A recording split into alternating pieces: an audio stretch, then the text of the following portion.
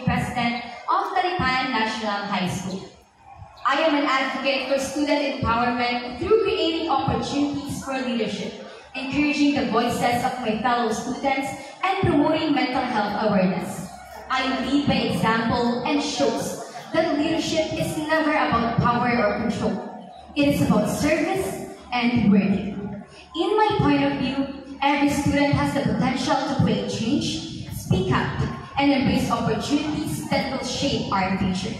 Kaya naman, isang kagalaang inahad sa inyo ang aking platapormang idinisendo, ang POV, Program for Opportunities and Voices. My platform is divided into objectives. 1. Encourage the voices of my fellow students. I believe that it takes two to tango. At upang makabuo ng isang komunidad na pinatatakbo ng kapayapaan, kailangan natin matutunan ang dalawang bagay. Una ay ang pagiging good communicator, at ang ikalawa ay ang pagiging good listener. A leader must know how to speak his or her mind, but a true leader should know how to let others speak their truth. Marahil ay tayo ngayon ang naglalahad sa unahan, ngunit nais kong masaksihan ng mga kapwa ko mag-aaral na malayang nagpapahayag ng kanilang salubin at opinion.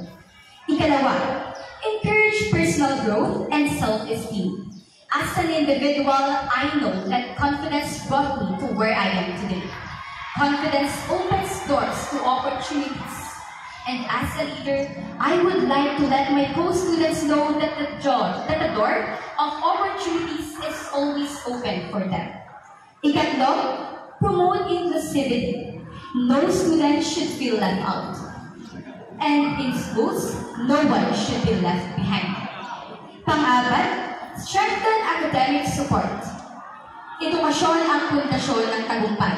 And I believe that every student has the opportunity has a chance to excel in schools. At panghuli, advocate for mental health awareness. Mental health is just as important as academic success. Program for Opportunities and Voices is not just a platform. It is a movement toward a more inclusive, empowering, and student-centered school communities. In the line, I believe that a student leader is the one who sees every aspect and looks at it with the vision of creating a harmoniously working community. Kaya naman, I would also promote the right usage of language and build eco-friendly campuses. Together, let us raise our voices and create meaningful changes. Once again, I'm Crucially Pinyol, the SSLG President of Talipan National High School. Good morning and thank you.